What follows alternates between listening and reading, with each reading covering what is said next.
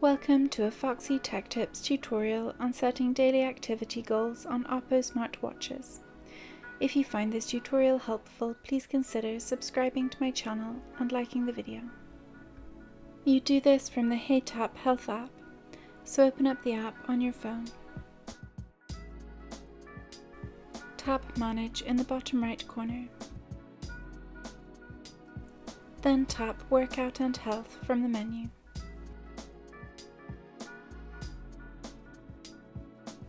At the top here, under the Daily Activity heading, you can tap Step Goal to set your daily step goal.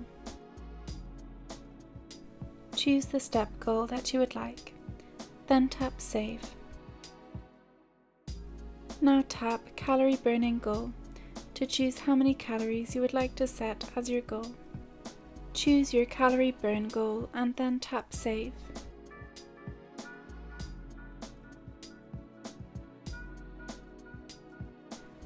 Your daily activity goals have now been set, and that draws an end to this tutorial.